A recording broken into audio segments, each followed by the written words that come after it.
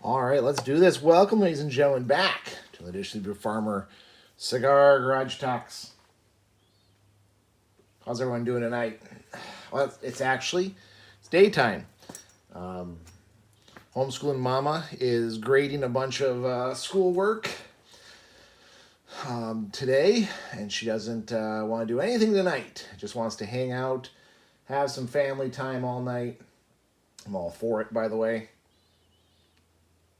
But I will not have time to film my video tonight. So we are out here in the garage a little earlier than normal. A little earlier. The sun's actually still out, which is cool. If we're getting too much into it, what are we smoking? What are we drinking tonight? We have the Strong Man again from there it goes. The Diesel Sideshow. Interesting. This one has a little bit of plume on it. Depending on your belief structure, that's either a good sign of aging because the oils are starting to kind of convert and whatnot, or that's a sign that you might have ruined a cigar. Because it could be a specific type of mold that grows on cigars. I did check all my other cigars. I have no other plume. I'm of the camp that that's mold. That's little mold spores that gets onto your cigars, usually because they were over humidified. This one had a little bit on it. Again, not much. I wipe most, so you can just kind of you see little white specks there, and you can just, well, that's ash now. You can just wipe it right off. Is it dangerous to smoke? No. Why not? Because you're burning the mold. So the spores or anything get burned up while you smoke. Any of the little cilia that goes through, again, they just get burned right up. And it's been a debate for a long time of whether or not that's actually good, bad, or otherwise. A lot of people land in the camp. They actually will look for cigars with plume on it. Because they, because they believe it makes a better cigar. I don't look for it, but I also don't usually raise a big fuss if I find it. Tonight, we've got a special drink. Dragon's Milk old-fashioned cocktail. As many of you guys know, I am a huge fan of Dragon's Milk, the original. Both the beer and the bourbon that they put out. I will admit, I've tried some of their more recent ones recently. Very nice job there, Uber Farmer.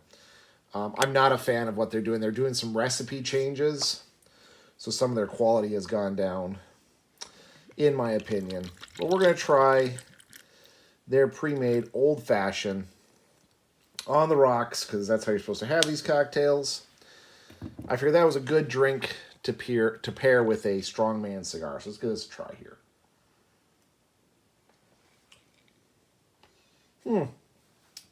Interesting. As you know, the last video, I also had an old-fashioned. I should have those out there to compare the two. This one's a little bit stronger. It's got a little bit of a harsher mouthfeel to it. A little more burn. I'm glad I paired those two. Those are going to be a good pairing. The Dragon's Milk bourbon that they make, that is definitely shining through. And sorry about blowing my nose.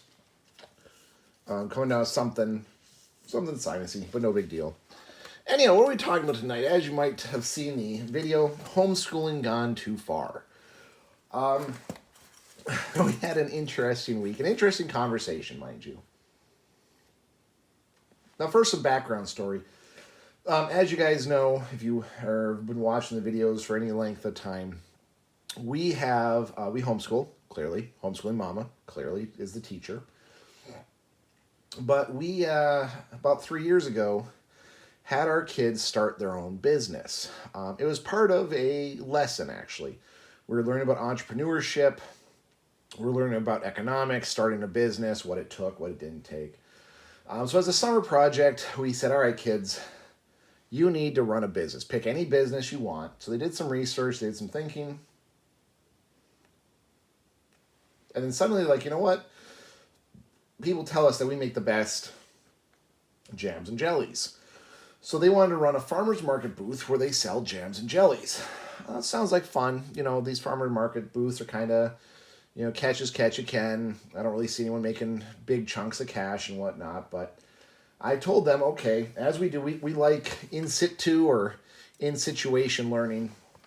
This is your business. Mom and dad will be there to be your guides, but we're not going to give you the answers. We'll be there to help you when you get stuck, but this is your business. You set the prices. You set the quality of the product. And then you also determine, what are you going to sell? What are you going to do? Stuff like that. Customer interaction. Mom, dad will be there, but this is your business. So the first year, they started, setting some prices. They wanted to set them reasonable. But then they realized, well, we're not making a huge profit margin. So they learned about profit margin. We didn't teach them that. But they realized that a lot of people are selling jams and jellies for almost twice the price they were. So they could comfortably increase their prices and no one say anything about it. They learned very quickly about quality management. One of the secrets with homemade jams and jellies is you can stretch out your berries by adding more sugar. Sometimes doubling the amount of sugar will still give you something that resembles a jam, albeit very sweet. Well, they played with the amount of sugar. And they realized that there was this fine line between which they could still make a pretty good profit off a batch of jam, but wasn't too sweet. And actually, a lot of people seek them out because they actually use more berries than they do sugar. And they'll actually pay a little bit more because these people like that berry flavor instead of just the sweet, sugary flavor. So we ran into all sorts of situations. That first year, they made a profit, which just tickled them pink. They're like, we can actually make money doing this. Is that what you're telling us, Dad? I'm like, yeah, we can make money doing this. I mean, it's not Dad quitting his job by any means, but, you can make some more money. So they came up with a scheme. Hey, if we do this, can we take the money that we earn and go on an epic spring break? Yeah, sure. Originally it was Disneyland, but as they ran their business for the first and second year, they of course realized that, we can blow all this money on one trip to Disney, or we can go stay like a month's worth of time at this one water park they really enjoy. So they quickly realized that, we don't need to blow all this money on one trip. They learned the value of money. Again, we weren't teaching them that. They came to their own realization that, hey, we can do stuff like they bought a company car, a car to drive around to the farmer's market to make it easier so they can set it up, set it up and load it. They went on a trip, a cheaper trip than Disney World. We went down to a video game convention. And even after a trip to this video game convention, buying a car, they still have a good amount of cash that they're going to go on another trip this spring again. And again, they ran into everything running this business the last 3 years. They ran into theft. They ran into spoilage. They ran into customer complaints. The unruly customers. They learned about profit margins. They learned about taxes. And a lot of the other vendors, they would have questions, would come up, and they'd talk to the other vendors. And these vendors at these farmers market, if you do get involved with farmers market, I hope you find a really good one. We had this epic one. I've talked about it many times. Really, really good people. They love teaching the kids skills. They love teaching them about business. So this went from a kind of a fun little, supposed to be just a one semester little project to now it is their business. They are running this business like a well-oiled machine, and it's just beautiful to see. Mom and dad still help out. We help them make the jams and jellies. We deal with the taxes and the banking. We talk to them about it, talked about expenses. But they're still setting the prices. They're still doing the quality. They're still making largely all the products. And they're expanding their business. They're offering other products, other value. So anyway, friends of ours bought this little fun center, right? It's got arcade games and putt-putt golf, and they have the birthday party center you can rent out, and it's a fun little business that they bought. So we were talking to our friends about it. I think the kids were actually at a party. And we were talking with them, and they were talking about the expansion. They're going to expand the business. It's going that well. Good on them. Well, that is tasty. I might like the other one I had last video better, but that one's not bad. And definitely the dragon's milk is shining through on that cocktail. So anyway, they're talking to us, and just by happenstance, our children kind of overhear the conversation. We're picking them up, right? We're going home from this party. As we're driving home, the two younger girls, both Fairy Dancer and Wild and Free Wolf, are sitting in the backseat of the car, and they're like, well, we heard they want to add a roller skating rink. Yeah, they want to add a skate rink. And they're sitting there, and they said, well, that's interesting, but, did they really consider that they're probably going to have to get additional insurance? So that's going to be one of those fixed costs they're going to incorporate into their business, because there's probably different insurance from, running a fun center to having a roller skating rink. And then they kept going on. They're like, well, that's true, because, they need personal injury and liability insurance, where, they probably just need general business insurance. And then my other daughter says, well, if they're expanding their business, they take into consideration the tax implications, because now they're increasing the value of their property. And the older daughter was like, well, yeah, but if they increase the value of their property, they could maybe offset that by getting an additional loan for improvement of assets. And it just kept going. And mind you, one girl is 10. The other one's going to be 12 here soon. Me and homeschooling mama are just sitting in the front seat dumbfounded.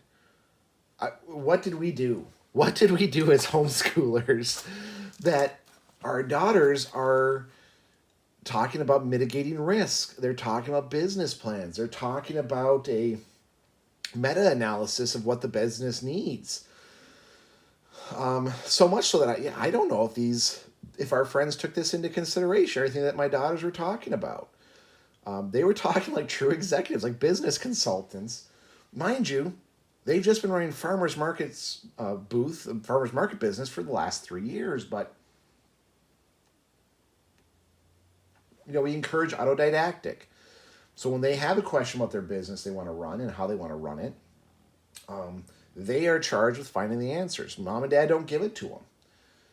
So I had to sit back and wonder, like, what were they looking at? What were they reading to do this meta-analysis of someone else's business and bring in considerations and, both legal and liable and financial and, because we don't talk about that. I mean, we don't have business insurance. We did set them up with an LLC to protect them, which they know some of that. They know the difference between a sole proprietor versus a partnership versus an LLC versus a corporation. Well, they're set up as an LLC to kind of shield them from some of that liability and risk.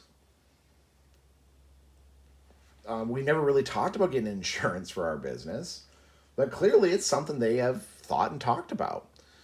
They know the difference between a fixed cost and a variable cost, which kind of blew my mind. I didn't know they knew that difference. Many business owners don't know the difference between a fixed cost and a variable cost.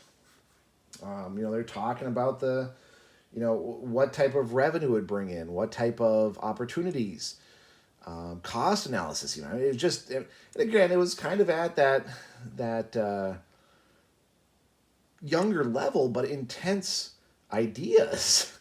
And granted, they didn't start crunching the numbers, or I doubt they did research into any of the contributing factors and whatnot. But it was a high level conversation these girls are having. So I don't know. I never really think we go overboard homeschooling. I do believe we teach our kids skills that are no longer taught, the forgotten skills, right? Like home ec, shop class and stuff like that. But all of a sudden they're talking about these high-end business ideas.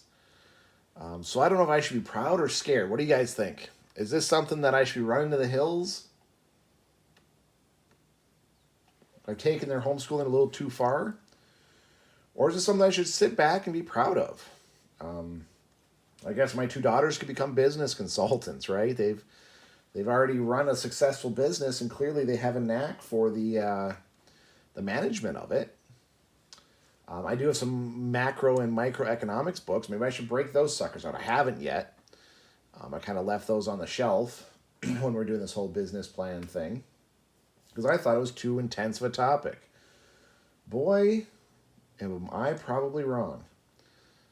Absolutely crazy. So I don't know. What do you guys think? Did we go too far? Are we not going far enough? Should we tilt in or step back? I'm legitimately interested to find out what you guys think because this shocked the hell out of me. I did not expect that conversation in 100 years when my daughters started off on it. So anyway, I'm going to go enjoy my Strongman cigar. This is really good. This is hitting the spot, actually. It is a big cigar. It's a dark Maduro cigar with that little bit of a barber pull. I do love barber pull cigars. And it has a nice strong drink to go with it. Good old fashioned made out of that dragon's milk. I'm definitely going to enjoy this, folks. You don't let the good drink like that go to waste. But anyway, I'm going to contemplate my homeschooling practices, enjoy my midday cigar and old-fashioned drink. Hope you all stay safe out there, and we'll see you on the next one.